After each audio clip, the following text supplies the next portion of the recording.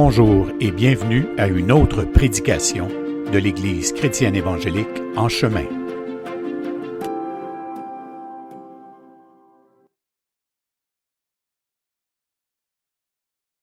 Donc, je vous demanderai de tourner dans Colossiens chapitre 1, on va lire le verset 24 à 29. Et juste avant que je le lis, j'avais une blague à vous conter que j'ai entendue au camp des boulots. C'est vraiment une bonne blague. Saviez-vous que le concept du communisme, ça vient d'un chapitre de la Bible, ça? Saviez-vous ça? Savez-vous lequel? Oui, on sait. Marxiste. Ça tombe dans la catégorie des jokes de père. Très bonne joke, je trouve. Marxiste. Donc, lisons. Je me réjouis maintenant dans mes souffrances. Et le mot souffrance, en fait, dans le texte original, ça parle de détresse, davantage que de souffrance, mais ça, c'est un autre point. Donc, je me réjouis maintenant dans mes souffrances pour vous. Et ce qui manque... Ah, c'est Colossiens 1, 24. Pardon. Donc, je vais recommencer. Je me réjouis maintenant dans mes souffrances pour vous. Et ce qui manque aux souffrances, détresse encore de Christ, je l'achève en ma chair pour son corps qui est l'Église. C'est d'elle que j'ai été fait ministre selon la charge que Dieu m'a donnée auprès de vous afin que j'annonçasse pleinement la parole de Dieu. Le mystère caché de tout temps et dans tous les âges, mais révélé maintenant à ses saints, à qui Dieu a voulu faire connaître quelle est la glorieuse richesse de ce mystère parmi les païens, savoir Christ en vous, l'espérance de la gloire. Christ en vous, l'espérance de la gloire.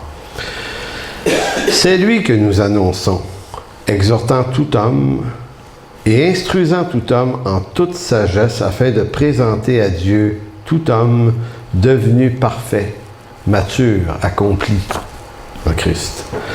C'est à quoi je travaille en combattant avec la force qui agit puissamment en moi. Donc, voici le texte et je veux juste vous prévenir de ce qu'on va voir. On va s'intéresser au texte, pas à l'entièreté du texte, mais à un élément en particulier. Et ce que je veux faire ressortir, c'est comment l'apôtre Paul suggère aux Colossiens sa marche avec Dieu et comment il y a ce même espoir, ce même désir pour eux de les voir marcher dans cette dynamique-là.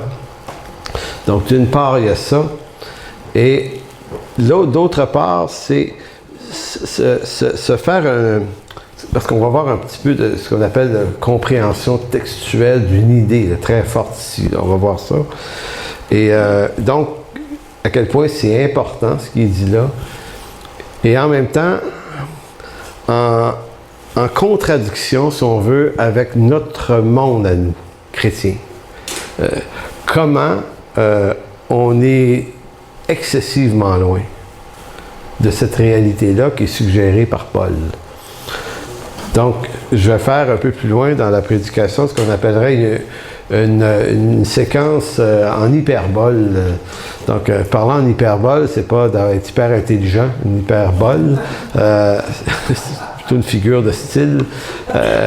Quand on fait une hyperbole, c'est qu'on exagère, on amplifie intentionnellement des idées, on les grossit. Donc, plus grosses que leur réalité, mais c'est juste que ça permet de faire voir quelque chose. Après ça, on doit dégonfler ça puis ramener ça normal. Mais c'est ça.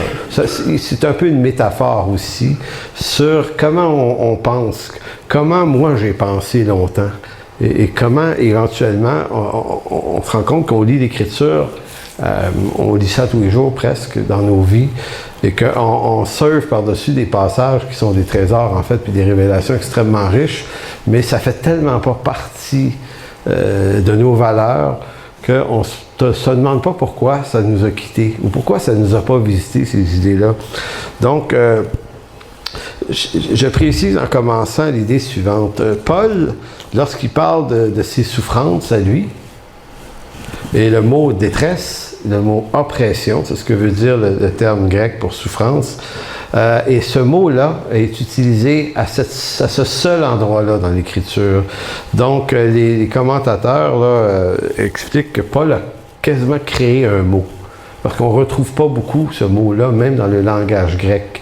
Donc, ce n'est pas le mot souffrance ici qui est le même mot qui est utilisé ailleurs, même par Paul, pour décrire les souffrances de Christ à la croix, c'est-à-dire les souffrances de la difficulté de la croix, endurer le mal qu'on lui a fait. Ça, c'est un type de souffrance, mais ici, c'est pas exactement de ce genre de souffrance-là dont il parle. Et puis, ça fait de ce texte-là un texte un peu plus complexe que les autres à interpréter. Je me suis beaucoup inspiré d'un commentateur que j'apprécie beaucoup, qui s'appelle Douglas Moo, que certains appellent Mo.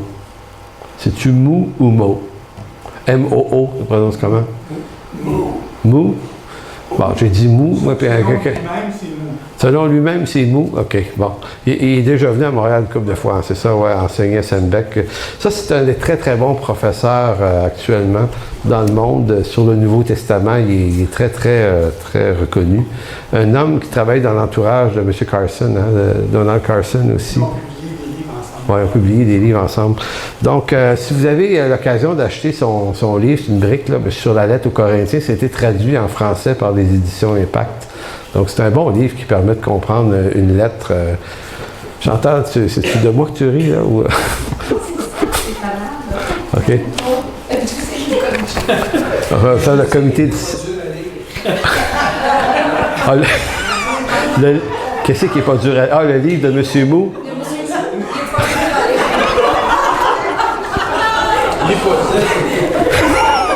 Elle est bonne. Le livre de M. Mou n'est pas dur à lire. On peut la garder, celle-là. Elle est bonne.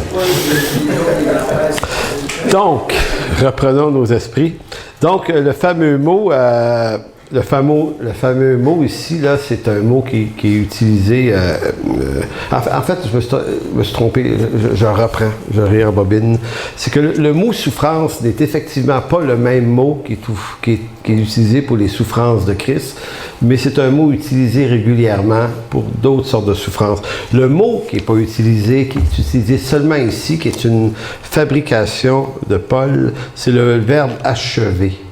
Il dit « Je me réjouis maintenant dans mes souffrances pour vous, et ce qui manque aux souffrances de Christ, je l'achève. » Et c'est ce mot-là qui est la clé aussi de l'interprétation, et c'est ce verbe-là qui est pratiquement une fabrication de l'apôtre Paul.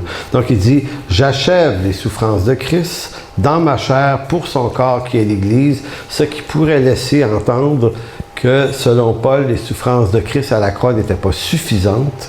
Donc, c'est comme s'il faudrait, nous, continuer ces souffrances-là. Les catholiques ont un peu cette conception-là des souffrances, comme si Christ n'avait pas complètement accompli. Donc, nous, les croyants, par une certaine souffrance, et ça allait jusque dans le fait de se flageller pour s'imposer des souffrances. Ce texte-là pouvait servir à cette idée-là, mais c'est pas de ça dont Paul parle, et c'est ce qu'on va tenter de mieux comprendre aujourd'hui.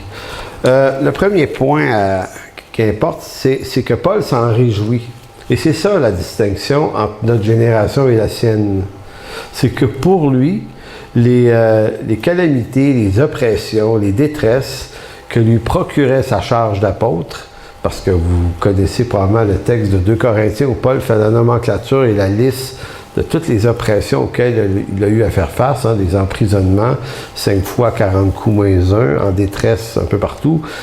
Donc Paul, pour lui, et c'est là qu'on voit que Paul, c'est une bébête rare, là, mais bébête rare. Aujourd'hui, ce serait une bébête rare, mais le christianisme du temps de Paul était rangé dans cette idée-là.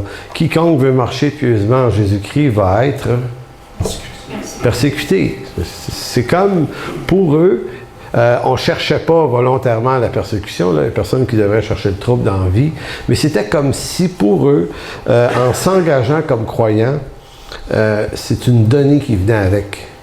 tu allais souffrir. Donc, ça signifie que l'annonce de l'Évangile suppose que ça fait partie du message. Et c'est là que ça donne au message toute sa puissance, parce que tu annonces à des gens que s'ils se tournent vers Dieu, ça risque d'aller mal. C'est pas vendeur, mais ça met en lumière la puissance de Dieu et de son Esprit Saint, qui néanmoins a le travail, le fardeau de convaincre les gens de justice, de péché, de péché,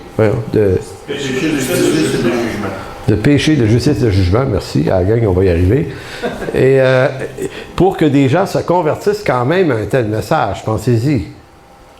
Et marcher avec Dieu aussi, en Jésus-Christ, ça pose un problème de restriction dans les libertés qu'on se donne. Quand on n'est pas croyant, on peut se permettre pas mal d'affaires. Même si les gens dans ce monde ont une morale, ont une éthique quand même, c'est pas juste les chrétiens qui ont un cadre moral. Les incroyants en ont, puis des fois en ont des très solides.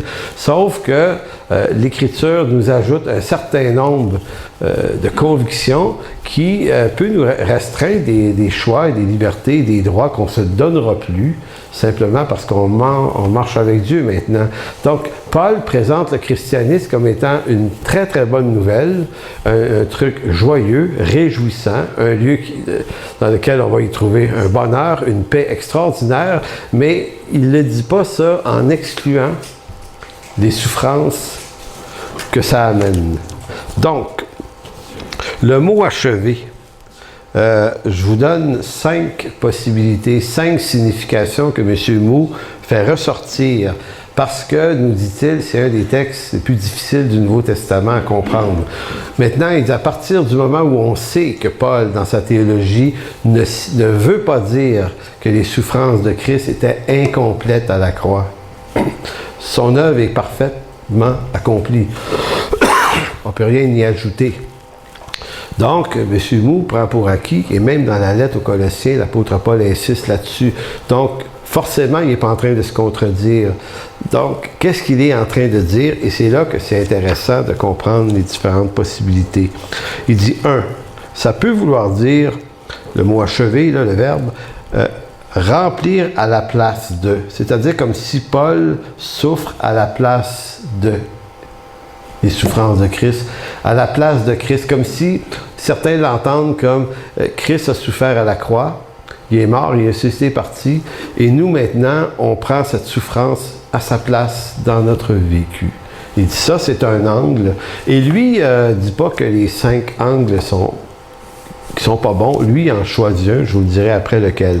Donc le premier, remplir cette fonction à la place de Christ, souffrir à sa place.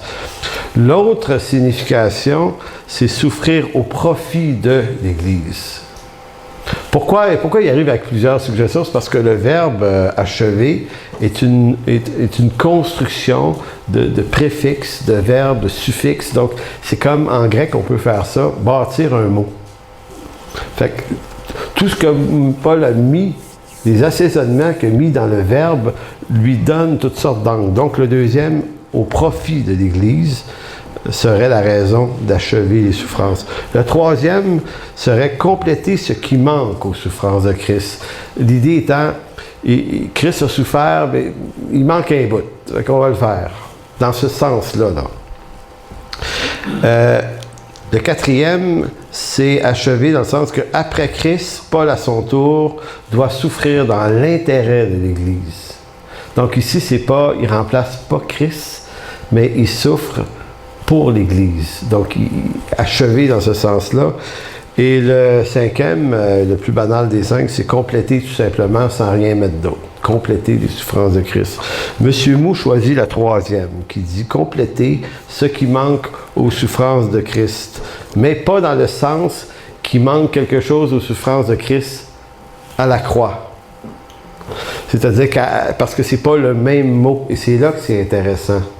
Si Paul avait voulu dire que les souffrances, la torture de la croix et donc les souffrances reliées à la rédemption étaient incomplètes, il n'aurait pas utilisé ces expressions-là dans son monde d'expression à lui-même. Donc partout où il est généralement question de souffrances dans le Nouveau Testament. Il s'agit des souffrances qu'on dit le grec pathéma. Et pathéma se rapproche des souffrances rédemptrices de Christ à la croix. Mais selon mot, ici, le mot utilisé est, il est dur à dire ce mot-là, klipsis, T-H-L-I-P-S-I-S, qui lui parle davantage des détresses endurées par les saints dans l'histoire de l'Église. Ce que mot fait ressortir, c'est que Christ a parfaitement payé à la croix, subissant les souffrances de la mort pour notre rédemption. Ça, c'est complet, mais dans le plan de Dieu, il est prévu que les saints également vont souffrir. Et ça, c'est dit à plusieurs endroits, c'est prophétisé dans l'Ancien Testament. Ils seront persécutés. Le peuple des saints va être malmené à travers l'histoire, et c'est probablement davantage ce à quoi Paul fait référence. Dans Matthieu 24, notamment, il y en est question de ça. Il fait une référence également à Jean, l'apôtre, qui nous parle aussi des tribulations et des oppressions que les saints doivent endurer pour le témoignage de Christ. Si vous avez votre Bible, tournez dans Apocalypse 6-9. Et c'est intéressant, parce que c'est exactement dans les prophéties apocalyptiques, une des marques prophétiques, c'est le mauvais sort qu'on fait subir aux saints de la nouvelle alliance. Quand il ouvrit le 5e sceau, je vis sous l'autel, les âmes de ceux qui avaient été immolés à cause de la parole de Dieu et à cause du témoignage qu'ils avaient rendu. Ils crièrent d'une voix forte en disant « Jusqu'à quand, Maître saint et vénérable, tarderas-tu à juger et à tirer vengeance de notre sang sur les habitants de la terre? » Une robe blanche fut donnée à chacun d'eux et il leur fut dit de se tenir en repos quelque temps encore jusqu'à ce que fût complet le nombre de leurs compagnons de service et de leurs frères qui devaient être mis à mort comme eux. Donc, c'est un texte assez sombre.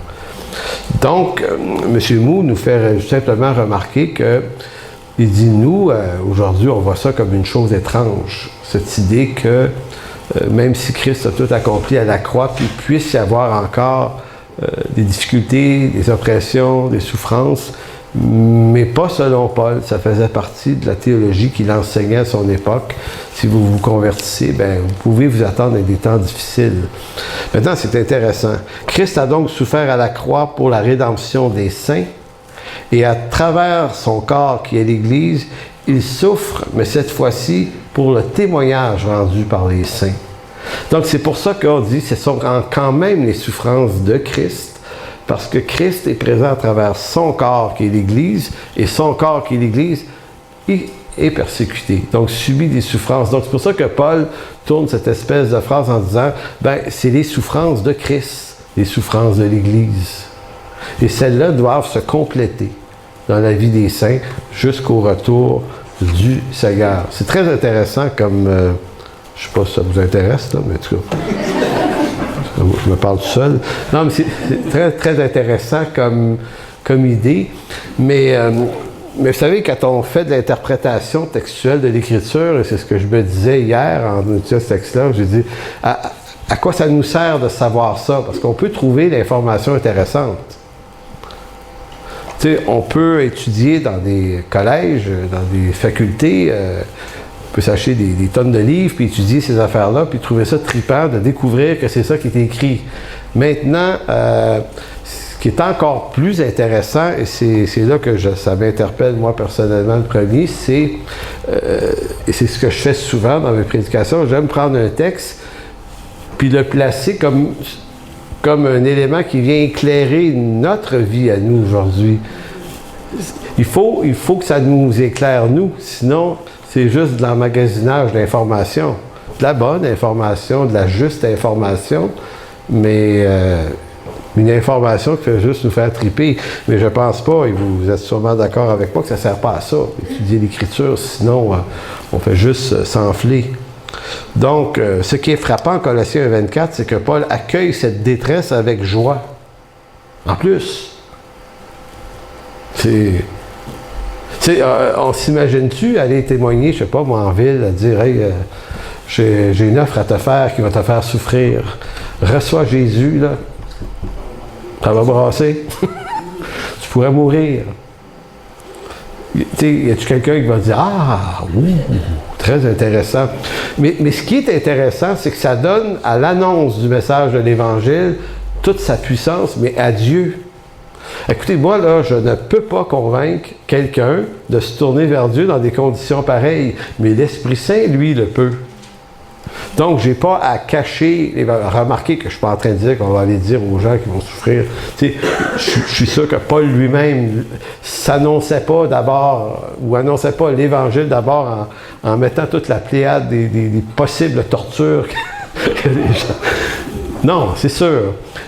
Mais ça venait avec le message. On comprend que dans les églises, là, ce discours-là apparaissait de façon très claire et nette à toutes les églises que Paul...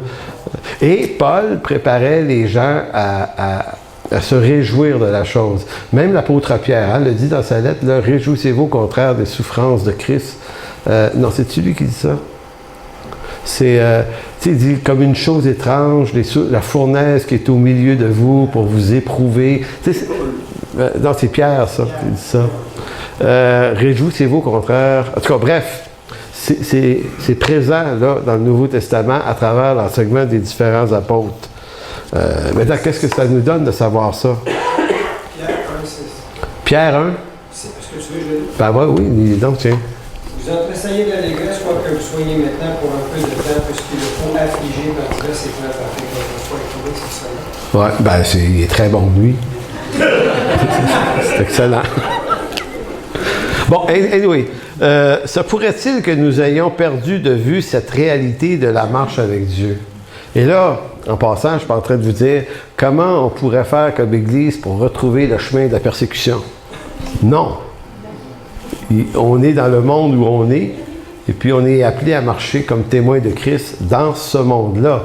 Néanmoins, c'est juste une donnée qui est extrêmement importante parce que ça peut éclairer comment on évite à tout prix, malheureusement peut-être, les difficultés. Parce que de nos jours, nous avons une image idyllique de l'œuvre de Dieu, une vision dont la joie et le bonheur ne sauraient côtoyer des souffrances. Nous ne sommes pas formés à croire que nos tribulations de toutes sortes viennent avec l'Évangile. Donc, et cette semaine, quand on était au camp des bouleaux, puis quand on discute avec des gens, on se rend compte que cet élément-là, dans l'esprit de bien des gens, c'est un élément manquant. Ils vont mal, il y a des situations difficiles qu'ils vivent, et le réflexe, c'est de s'en débarrasser à tout prix. Mais je comprends ça. Tu veux te débarrasser de ce qui t'oppresse. Mais il y avait ce travail à faire, puis France le faisait aussi, c'est d'expliquer à des gens, mais peut-être que les tribulations dans lesquelles tu es, elles sont aussi le cœur de Dieu pour ta vie. Mais c'est rare de dire ça à quelqu'un. De dire, écoute, ce que tu vis là, c'est ce que Dieu t'appelle à vivre avec lui en ce moment. Tu dois vivre ça. Puis il va t'en délivrer peut-être un peu plus loin, mais c'est pas forcément un ennemi. Ce qui m'amène à montrer l'éclairage qu'on peut se donner, et c'est ici que j'entre un peu dans l'hyperbole de la chose. Comprendre ce mécanisme est ce qui nous permettra le mieux de ressaisir la beauté de l'Évangile, parce que ça fait partie de la beauté de l'Évangile, et ainsi parler de Jésus-Christ sans les brouillards mondains du moment présent. Parce qu'on le voit bien, ça s'entend. On développe un discours qu'on veut le plus rayonnant, attrayant, attirant possible, marketing du 21e siècle. Mais plus on ajoute de ce type de marketing-là au message, plus on est en train de prouver qu'on n'y croit pas à ce message-là. On est obligé de le remaquiller, de le déguiser, de l'embrouiller, de certaines théorisations pour s'assurer qu'il passe. Mais pourquoi on fait ça? Bien, ça revient à ce que je te disais la semaine dernière. On est dans le monde de l'industrialisation. Le commerce, le capitalisme, tout ça nous force à faire de l'Évangile, puisque le monde fabrique des babelles en Syrie, sur des chaînes de montage, en produit des quantités extraordinaires et doit les vendre et doit se créer une pub qui rend ça attrayant. Ces philosophies-là de rendre attrayant, quitte à même mentir. Parce que vous savez que si on vous vend un électroménager, on va vous le vendre comme étant un extraordinaire électroménager, mais on ne vous dira pas comme entreprise qu'on pratique ce qui s'appelle l'obsolescence programmée, qui consiste à faire en sorte qu'il puisse péter à l'intérieur de 7, 8, 9 ans. Et on pollue la planète avec ça. Donc, on est prêt à ne pas dire tout à fait la vérité pour la rendre le plus attrayant possible. Maintenant, pourquoi je vous dis ça? Bien, c'est parce que ça me fait l'impression qu'avec l'Évangile, on fait une espèce un manque d'information volontaire qu'on n'enseigne pas beaucoup, de telle sorte que quand les gens sont frappés par des situations difficiles, des tribulations, des détresses, ils ne sont pas équipés pour les vivre, là. C'est pas ça qu'on leur a promis, mais eux, c'est ça qu'ils attendaient. Ils ont cru ce qu'on leur a dit, que ce serait le bonheur, la joie extraordinaire, plus de problème, Dieu va te guérir de toutes tes maladies, il va juste arriver des belles affaires. Et moi, j'ai été frappé cette semaine, plus que d'habitude, par des gens qui viennent me dire « Ben, ça n'a pas marché, ce qu'on m'a dit. » Puis là, tu es là, ben, c'est parce qu'on t'a peut-être pas tout dit, l'Évangile. On t'a vendu quelque chose, mais on t'a donné juste la partie qui était achetable ou agréable. Puisque nous sommes fils et filles de ce siècle, ça c'est une expression que j'aime tellement dire, fils et filles de ce siècle, sans le savoir vraiment, nous présenter un évangile contaminé par des modèles de production industrielle capitaliste où le nom de Jésus devient une image de marque, un produit salutaire. Dans ce modèle, on ne prévoit jamais les souffrances de Christ, évidemment. C'est un projet salutaire des souffrances. Plutôt que de le présenter comme un salut en Jésus-Christ qui s'accompagne possiblement de temps difficiles, ben, on le dégarnit d'une partie de sa réalité, puis Jésus-Christ devient un produit pour le bien-être. Un produit de consommation. Comme une petite crème, du tour d'affaires qui existe pour qu'on aille mieux. Ben, Jésus, nous autres, c'est notre crème. La crème Jésus, tu sais. Dans ce modèle, on prévoit seulement la réussite et le succès de l'entreprise qu'est l'Église. C'est juste ça qui nous intéresse. Or, la mise en marché de ce produit salutaire exige la mise en place d'un plan d'affaires efficace où la poursuite de la réussite repose sur les qualités et les compétences de ceux qui sont les plus aptes. Et là, on utilise du darwinisme. On utilise, dans le corps de Christ, les plus aptes à vendre cette affaire-là. Ben oui. C'est pas tout le monde qui a la gueule du vendeur, là. Hein, vous comprenez? Donc, il faut savoir vendre l'image de marque qui est Jésus-Christ. Dans cette conjoncture, la connaissance de Christ, la connaissance, parce que souvenez-vous que l'apôtre Paul avait dit au verset 27, « À qui Dieu a voulu faire connaître quelle est la glorieuse richesse de ce mystère parmi les païens, à savoir Christ en vous. » Le message de l'Évangile, c'est Christ en nous. C'est une grande réalité. Donc, dans cette conjoncture, le Christ en nous ou la connaissance de Christ n'est plus nécessairement le but fondamental de nos églises ou de nos vies. Christ est réduit à n'être que le produit qui nous permet de mieux réussir notre modèle d'affaires et nos vies, car ce qu'on appelle diriger l'entreprise sont mis sous le fardeau, ceux qu'on appelle, à diriger cette entreprise, on leur met un fardeau terrible. Et c'est de la façon qu'on forme des ouvriers aujourd'hui. On les forme, on les place en lieu avec plan d'affaires, avec objectif à atteindre en temps d'années, et on met sur eux, c'est pas eux qui demandent ça, là, mais on met sur eux un plan avec des attentes. Je sais que vous vous dites, « Hey, tu as déjà parlé de ça ici », mais il faut en reparler. Il faut en reparler si on va être capable de voir clairement le piège dont il est question. Donc, hyperbole. Christ, le produit. Il est le produit car c'est ainsi qu'on nous enseigne à le présenter. Il est le produit de deux manières ou sous deux angles. Un, dans nos motivations profondes et cachées, je vais expliquer. Et deuxièmement, par nos arguments. de vente. Donc, commençons par motivation réelle et profonde. Ça, c'est ce qu'on fait comme croyants dans notre génération, mais qu'on ne s'avoue pas qu'on fait ça.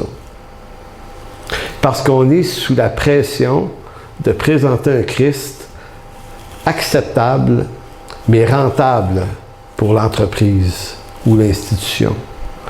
Donc, ceux qu'on place là, il faut qu'ils soient des bons vendeurs. Le problème, c'est que ça paraît raisonnable, mais l'apôtre Paul et Jésus n'ont jamais eu une telle idée en tête. Jamais, jamais, jamais, jamais. Sinon, Jésus ou Dieu, dans son plan éternel, aurait prévu qu'il n'y ait pas de douleur. Pas vrai? Il aurait dit, il ne faut pas qu'il y ait de trouble. Jésus, là, tu t'en vas vendre ça, tu t'en vas mourir à la croix, tu vas faire ce bout-là de la job, tu vas mourir, tu vas ressusciter, tu vas payer le péché, tu t'en viens, le Saint-Esprit, toi tu y vas, et toi là, fais bien attention.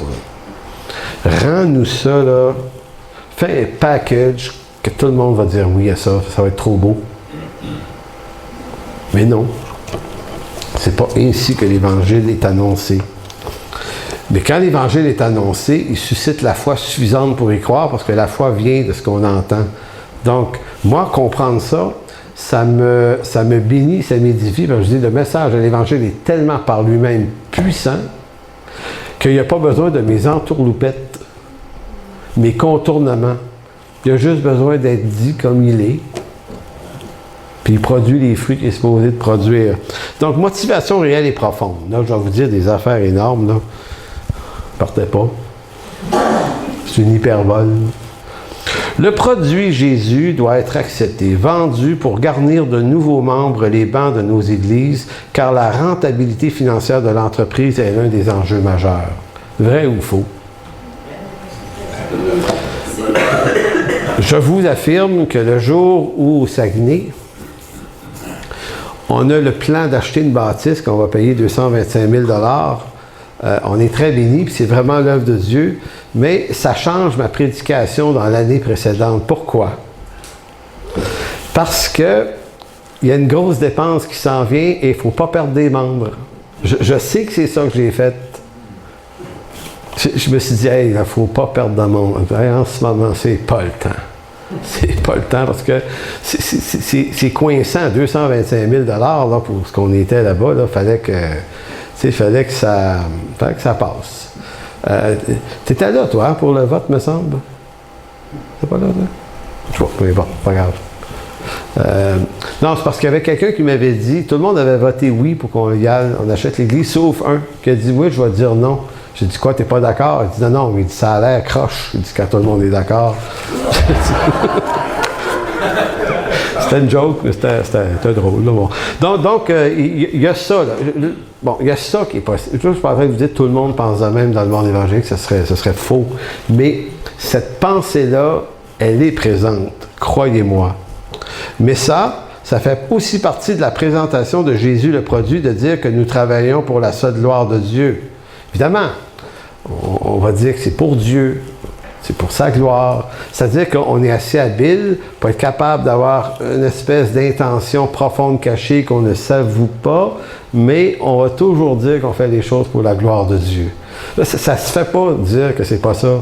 Ça se fait pas dire les vraies affaires, ça se fait pas. C'est pas vendeur. Troisième point, Jésus est un produit dans le sens où lorsqu'une église perd des membres, par exemple, on active la prière et les moyens d'évaluation pour renflouer les tablettes vides, les banquettes.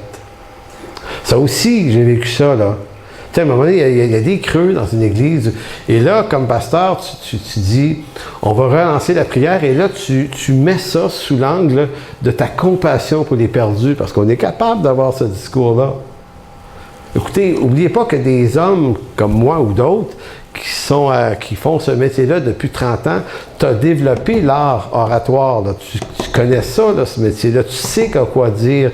Tu les connais, les versets utilisés qui vont venir. Mais tu vas dire, il faut avoir de la compassion, frère, on va prier. Qui pense que ce Seigneur va sauver des gens parce qu'on va prier pour eux? Moi, je me souviens là, d'avoir dit ceci. C'était pas faux ce que j'ai dit. Ce qui était faux, c'était ma motivation. Mais ce que j'avais dit était vrai. Donc, j'avais dit un dimanche, qui croit que Dieu répond aux prières? Tu sais, tu poses ça un dimanche à une église. Il n'y a pas un taouin qui ne lèvera pas sa main. Là, tu sais.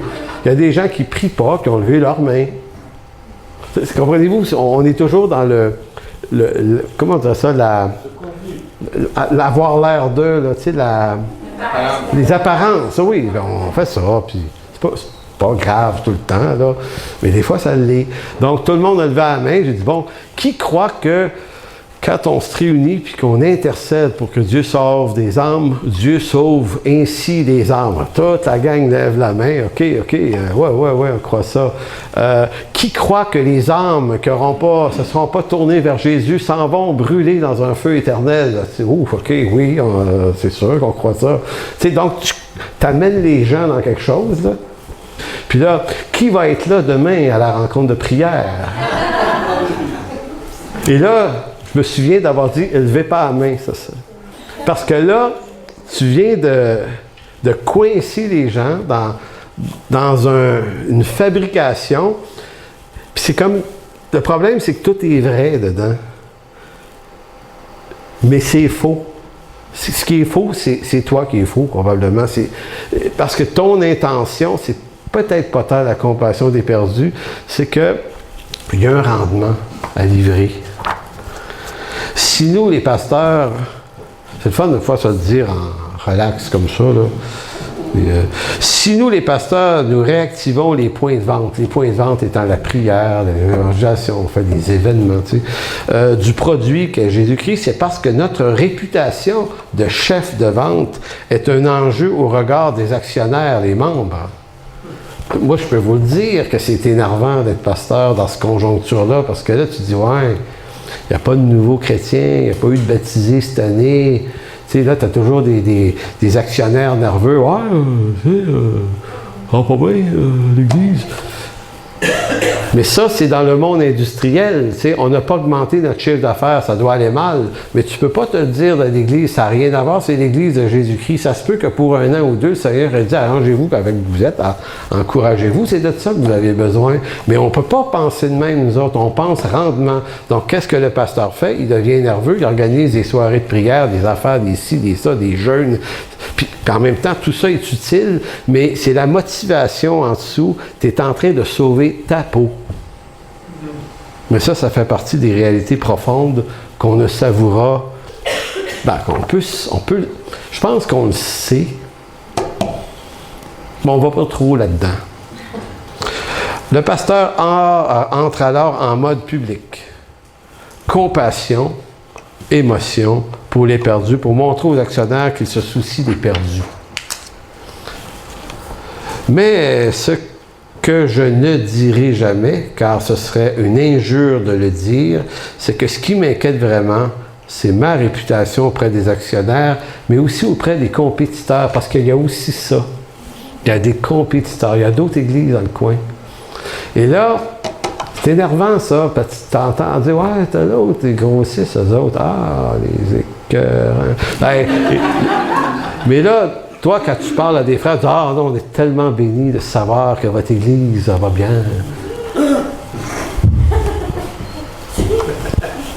Qu'est-ce que tu veux dire d'autre? Mais, tu sais, mais en même temps, tu peux te dire, non, mais si on a de la croissance par son charnel, ils ne présentent pas vraiment l'Évangile, les autres, c'est pour ça que Dieu, tu sais, c'est pas Dieu qui est béni, là, c'est juste... Puis là, on tombe dans des jugements qui sont complètement tordus. Et moi, je me souviens d'un gars qui m'avait dit que son église allait en diminuant. Mais pour expliquer...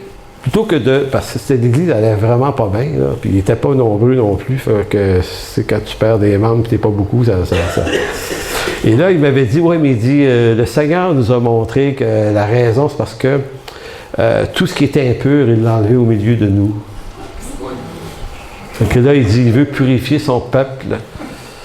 Et, mais encore là, c'est comme, mais pourquoi tu n'es pas en train de te demander, pourquoi vous ne vous demandez pas si votre problème, c'est pas quelque chose que dans l'Église qui fait que les gens n'ont pas envie d'être là. Ça, tu vas pas là.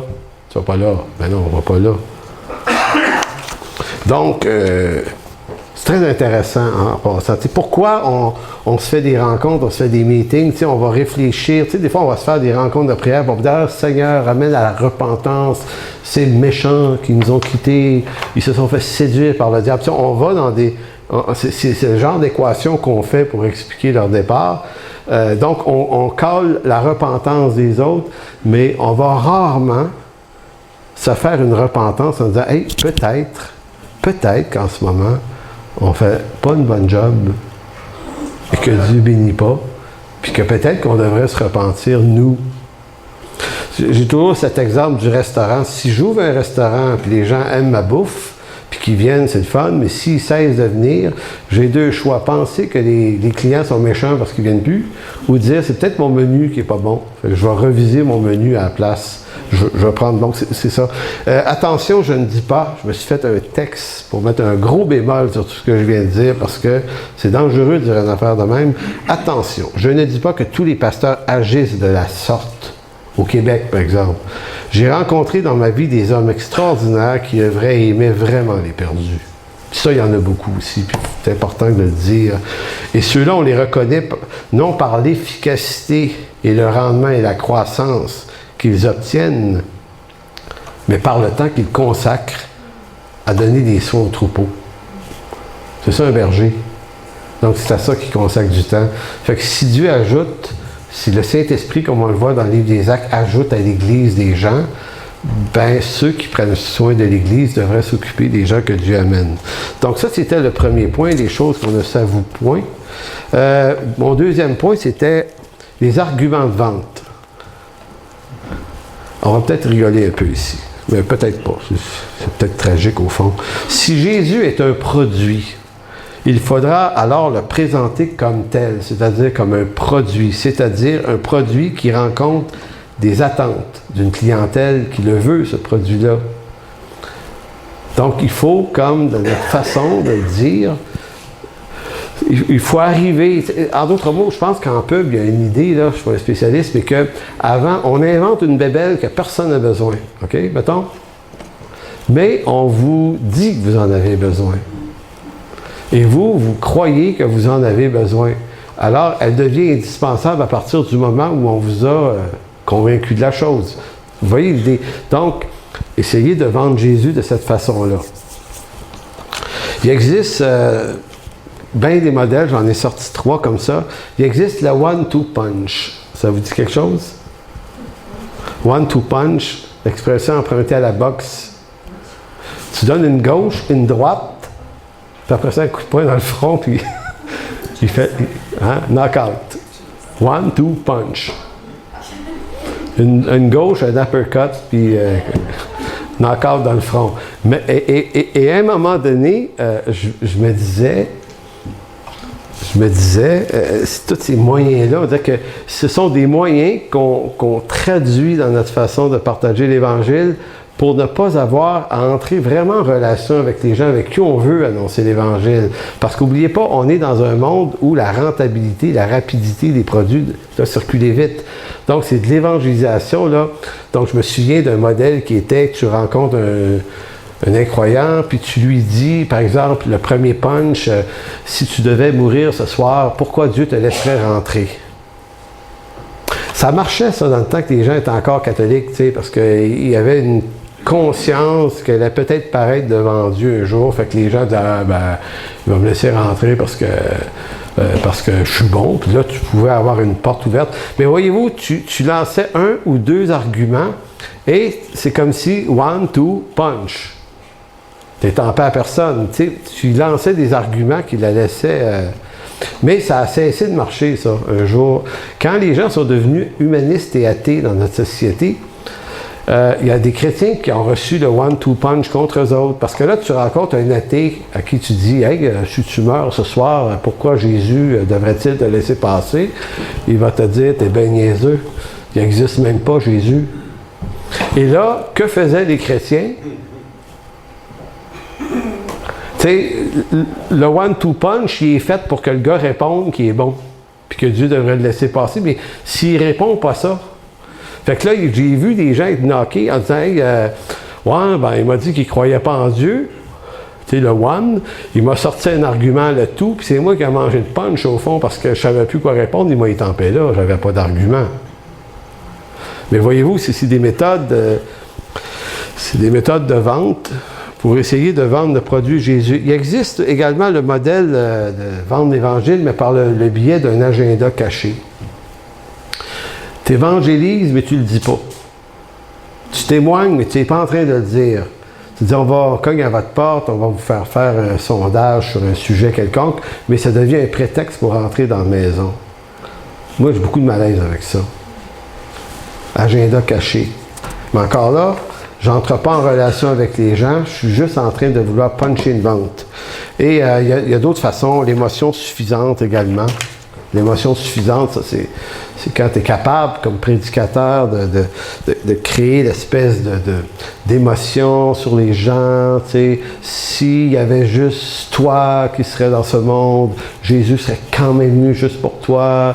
Puis, tu sais, puis il t'aime. Puis là, tu pars là-dessus, puis tu vas chercher la personne dans son trouble émotionnel, dans sa détresse émotionnelle, si c'est ça qu'elle vit. Puis là, ben, elle se sent soudainement tellement pris dans l'émotion qu'elle dit « Waouh, il serait venu juste pour moi. » Et je peux pas lui dire non. Là, tu sais. Je ne dis pas que ça a marché avec tout le monde, mais on entend ça. Mais en réalité, c'est un argument qui est vide de sens parce que ça ne se peut pas être seul dans ce monde. Vous avez au moins un père et une mère. Vous êtes au moins trois. Tu sais, on bâtit un argument qui ne se peut pas. On utilise avec émotion, ce qui fait moins de sens, à mon avis. Donc, on a développé toute une pléiade de façons de communiquer l'Évangile, mais on ne se rend pas compte qu'on a pris l'Évangile et on les a traduits dans l'ère du siècle présent avec son darwinisme, son capitalisme, ses méthodes de vente, et on se fie à ça pour faire l'œuvre de Dieu. On est loin d'une déclaration qu'avait fait Billy Graham un jour dans une prédication. Il dit, si Dieu ne punit pas l'Amérique à cause de ses péchés actuels, il dit, Dieu devra demander pardon aux gens de Sodome et Gomorrhe. Moi, je n'ai pas entendu beaucoup de prédications de M. Graham, mais je me souviens d'avoir entendu quelques-unes où ce monsieur-là était dangereusement clair quand il amenait l'Évangile. Mais là, on disait, aujourd'hui, ça ne marcherait plus, des affaires de même. Je comprends. Même les chrétiens ne veulent pas entendre la vérité. C'est que si vous remplissez un stade rempli de chrétiens avec des non-chrétiens, avec un grand évangéliste, vous allez dire à l'évangéliste, là, tu sais, dis pas d'affaires, parle pas de péché. Tu sais, utilise imperfection. On se réinvente, touche pas à tel sujet, puis touche pas à tel autre, puis je sais pas, mariage gay, avortement, va pas là, va pas là, va pas là, va pas là. Et non seulement ne dis pas que c'est des péchés, mais prononce même pas ces mots-là. Parce que c'est pas juste les incroyants qui aimeront pas ça, même les croyants aimeront pas ça. J'exagère? Un peu, peut-être. Donc, plutôt un Jésus efficace. Donc, voilà pourquoi Jésus est présenté comme un sauveur efficace qui va régler tous tes problèmes. Et j'ai vu ça cette semaine et je vais conclure dans pas long. Donc, on présente un Jésus qui t'aime. Un Jésus qui te sauve. Et là, je vais vous dire que des choses vraies. Mais ce que j'essaie de vous dire, c'est que notre problème, c'est qu'on est capable de dire des vraies choses, mais d'enterrer d'autres vraies choses. Donc, les vraies choses deviennent à moitié vraies du fait qu'il manque une autre partie du message. Donc, Jésus t'aime, Jésus te sauve, Jésus veut te bénir, Jésus veut te guérir, Jésus veut t'enrichir, Jésus veut régler tous tes problèmes, Jésus a une extraordinaire destinée pour toi. Tu sais, vous ne pouvez pas dire que c'est pas vrai, que tout ça est vrai. Sauf que si l'annonce de notre Évangile ne promet que ces choses-là, ben, on met les gens dans une conception fausse de l'Évangile. Toutes ces promesses de vente sont vraies, mais ce qui est faux, ce sont les raisons et les motivations pour lesquelles je les dis. Donc, je dis faussement des choses vraies. Je ne sais pas si ça se dit, ça. Alors, arrivent les questions qui tuent, et j'en ai entendu beaucoup cette semaine, et c'est là que ça m'a fasciné. J'ai dit, bon, OK. Donc, des gens viennent me voir, mais ils se sont fait promettre que ça irait tellement bien avec Jésus, que leur mariage irait bien, que leurs enfants iraient bien, que ça irait que bien. Puis, et quelqu'un me dit comme ça, mais pourquoi mes enfants ne suivent pas le Seigneur comme prévu? Parce que c'est ça qu'on avait prévu, mais c'est pas arrivé. Pourquoi mon mari chrétien est parti avec une autre? On a entendu ça cette semaine, hein? Ou pourquoi ma femme chrétienne, les deux, c'est vrai les deux, là, est partie avec un autre. Puis tu sais, une femme qui pleurait en me disant ça, elle dit, il était chrétien, il était sérieux, mon mari. Là, on était à l'église là, pendant 15 ans. Là. Tout à coup, paf, un matin, il dit, chérie, excuse, je t'aime plus. Je m'en vais. Ça va où? Je m'en vais faire ma vie ailleurs. Et le nombre de personnes qui m'ont dit ça cette semaine, et elles n'avaient pas marié des païens, elles avaient marié des croyants, puis elles se sont fait dire ça. Puis ces femmes-là, puis ces hommes aussi me disaient, mais je comprends plus le Seigneur, j'arrive plus à être placé dans ma vie. Puis là, je disais, ben oui, je comprends ce que tu vis. Je comprends ce que tu vis. Où c'est que tu veux te placer, si l'instruction qu'on t'a donnée t'a nourri d'une impression, mais ça ne s'est pas passé comme ça, puis là, tu as l'impression que Dieu n'a pas été fidèle. Puis c'est des gens qui vont jusqu'à le dire, et je ne les blâme pas, là. Dieu est infidèle à ce que certains pasteurs leur ont promis, mais il n'est pas infidèle à sa parole, il est infidèle à des trucs qu'on a ajoutés à cet évangile, peut-être. Pourquoi j'ai un cancer? Tu sais, il y a quelqu'un qui m'a cité Ésaïe 53,4, il me guérit de toutes mes maladies. Pourquoi j'ai un cancer, moi? Puis il y a un gars qui m'a dit, sa femme est morte, un Yves, là, sa femme est morte en novembre dernier, il compte ça. Mais lui, il comprenait, hein, il était en paix avec Dieu là-dedans. Mais tu sais, d'autres qui vont dire, ouais, attends une minute, là, moi, elle était trop jeune pour mourir, puis ça n'avait pas de bon sens, cette histoire-là. Pourquoi mon fils ou ma fille est morte dans un accident? Pourquoi je n'arrive pas à me remettre du fait que j'ai vécu des blessures, j'ai été trompé, j'ai été rejeté? Pourquoi je n'arrive pas à pardonner? Parce qu'on me dit à mon église que je devrais être capable, mais moi, je ne me sens pas capable. Pourquoi je suis seul et sans conjoint? C'est évidemment dans un camp de célibataire. Mais c'est intéressant de discuter avec ces gens-là, puis comme ça devient ça, le conjoint, la solution à une solitude, à une détresse, puis incompréhensible aussi. Pourquoi je n'ai pas des bons revenus? Pourquoi ma destinée est plutôt merdique que bénie, comme on m'a dit? Donc, et nous, pasteurs, représentants de Jésus, le produit, parce qu'on leur a vendu le produit, mais dans le produit qu'on leur a vendu, c'était pas dit qu'il pouvait arriver ces affaires-là. C'est ça le problème. Tu sais, on leur dit pas, ben, t'es marié, mais peut-être que ton conjoint, au bout de l'affaire, est peut-être pas incroyant, puis finalement, il va flusher à un moment donné. C'est ça se peut. Mais non, on ne peut pas dire une affaire de même. Personne ne va se convertir, je veux dire, ou peu. Donc, nous, pasteurs, représentants de Jésus, le produit supposé régler tous les problèmes, nous répondons à ces gens. Et ça, il y a une femme, à un moment donné, qui me dit, voici ce que je me suis fait dire après avoir exprimé à mon assemblée toutes les douleurs, les affaires que je vivais qui se passaient mal. On dit, c'est qu'en fait, c'est parce que tu as des problèmes, toi. Ou d'autres se sont fait dire, tu as peut-être un péché dans ta vie. En tout cas, ça ne peut pas être la faute de Jésus, le produit. Notre produit est impeccable. C'est que ça ne peut pas être lui le problème, mais le problème doit être dans ton propre cœur.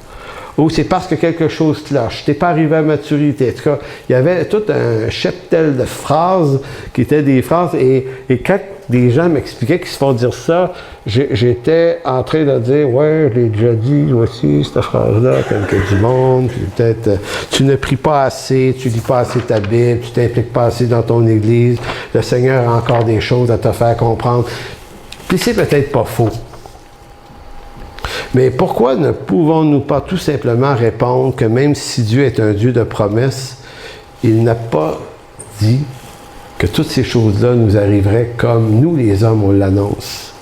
Nous répondons quelques faussetés parce que nous leur avions promis un produit de qualité, mais nous ne sommes pas en mesure de défendre le fait que nous avions peut-être partiellement menti en leur vendant ce produit. Le vrai produit de l'Évangile pourrait nous amener à vivre des tribulations de toutes sortes avec le Seigneur. Et je vais terminer en relisant le texte de Colossiens, si vous voulez bien tourner là, et juste vous faire une illustration que France et moi, on s'est fabriqué pour comment dire des vraies choses à du vrai monde. Puis dire, on vous mentira pas, puis on priera pas pour vous en vous promettant que Dieu va vous en sortir. Vous êtes venu au camp des boulots, le Seigneur va te bénir, va faire ci, va faire ça. Non, le Seigneur va faire son œuvre dans ta vie, c'est à peu près la seule chose qui est sûre. Maintenant, qu'est-ce qu'il va faire? Je ne sais pas. Mais c'est comme ça qu'on a développé l'angle du bras cassé, le bras coupé. Fait qu'à un moment donné, j'explique à une personne, je dis, écoute, si tu roules en fou, en moto ou en auto, et que tu fais un accident, tu culbutes, puis au bout de l'affaire, tu te retrouves à l'hôpital, puis ils t'ont amputé d'un bras. Qu'est-ce que tu vas devoir faire? Ben, tu vas devoir juste apprendre à vivre moins un bras. Et ça se vit une vie s'il te manque un bras. Il y a des gens qui vivent même sans 2 bras. Mais dans notre perspective, c'est comme si nous autres, on priait pour que le bras repousse. On n'est pas capable de se dire, ouais, mais tu sais, non, peut-être que maintenant, ta vie, c'est une vie avec le Seigneur, avec un bras.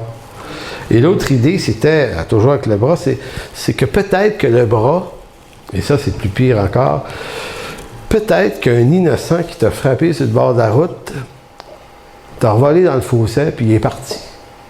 Puis il t'a laissé crever là. Puis la conséquence, c'est qu'il te manque un bras. Encore un bras, toujours dans les bras, là. Ce que j'essaie de dire, c'est que c'est un écœurant qui t'a frappé. Puis que ce soit, vous voyez l'image du fossé, ça peut vous être arrivé n'importe où. Des injustices que vous avez subies. Et vous êtes victime d'une situation. Ben moi, je ne vous dirais pas de faire comme si ça ne vous dérangeait pas un bras en moins. Il vous manque un bras et ça se peut que vous soyez en colère, puis ça se peut que la nécessité d'exprimer que vous êtes en colère contre celui qui est responsable du bras arraché, laissez pas vous dire toute chose qu'on court au bien de ceux qui aiment Dieu. Il ne faudrait pas que tu donnes l'impression d'être en colère, parce qu'un bon chrétien, c'est jamais en colère, c'est toujours content, ça pardonne, c'est dans l'amour, tu sais. Non. Peu importe qui on est dans notre humanité, quand on souffre, ça fait mal. Et ça fait partie des étapes de guérison, de passer par un stade de douleur et affirmer sa douleur pour recevoir des soins, mais pas des soins à 35 cents, des soins de qualité par des gens qui sont capables de s'étirer dans le temps de la guérison avec toi, OK? Mais néanmoins, au bout de l'affaire, si c'est un bras qui t'a manqué, puis vous comprenez que c'est une métaphore, le bras, ben il va quand même falloir que tu vives sans ce bras pour le reste de ta vie. Parce qu'un bras, ça ne repousse pas. Puis il y a des situations qui ne se rattraperont pas, qui ne se guériront pas, qui ne s'arrangeront pas. Il y en a que oui, ça va s'arranger, mais on ne le sait pas. Mais le message qu'on doit se donner à nous-mêmes, c'est que l'un et l'autre ici, là, quand il y en a un qui va se faire arracher un bras, on va être ce bras manquant pour lui. Amen. Je me réjouis maintenant dans mes souffrances pour vous, et ce qui manque aux souffrances de Christ, je l'achève en ma chair pour son corps qui est l'Église. C'est d'elle que j'ai été fait ministre selon la charge que Dieu m'a donnée auprès de vous, afin que j'annonçasse pleinement la parole de Dieu, le mystère caché de tout temps et dans tous les âges, mais révélé maintenant à ses saints, à qui Dieu a voulu faire connaître quelle est la glorieuse richesse de ce mystère parmi les païens, à savoir Christ en vous, l'espérance de la gloire. C'est lui que nous annonçons, exhortant tout homme et instruisant tout homme en toute sagesse, afin de présenter à Dieu tout homme devenu mature, parfait en Christ. C'est à quoi je travaille en combattant avec la force qui agit puissamment en moi. En fait, conclusion, Jésus n'est pas un produit. Il est la raison, il est le but. Le but, c'est connaître Christ. Le jour où on va arrêter d'en faire un produit, mais qu'on va en faire le but, Il y a de fortes chances qu'on rentre dans une relation avec Dieu, avec Jésus-Christ, qui soit immensément plus riche, plus béni, plus authentique. Peut-être pas sans souffrance, mais certainement avec une grâce de Dieu beaucoup plus affermie dans nos vies. Alors Seigneur, on veut te rendre grâce et te dire merci. Et Seigneur, je ne sais pas si on peut dire merci pour les souffrances, mais par la foi, disons-le aujourd'hui. Ces souffrances qu'on redoute, qu'on déteste, mais qui par la bouche de Paul nous indique qu'elles peuvent nous procurer un sérieux avantage dans ton œuvre, puisqu'à travers elles est révélé Christ, notre délivrance, Christ, notre Rédempteur. Et Seigneur, c'est à travers souvent ces souffrances qu'on s'est approché de toi. Seigneur, si on n'avait pas souffert, on ne se serait probablement même pas tourné vers toi. Et après être devenu croyant, s'il n'y avait pas eu des souffrances, on aurait probablement négligé ta parole, la communion des saints, la prière. Mais Seigneur, la souffrance a souvent été ce moyen par lequel tu nous as gardés dans ta proximité, afin qu'on te suive et qu'on marche dans tes voies. Seigneur, parle-nous encore là-dessus. On ne fait qu'effleurer le sujet. Merci de bénir. Amen. Donc, j'inviterai... Pour toute information, n'hésitez pas à communiquer avec nous à info@église-en-chemin.com.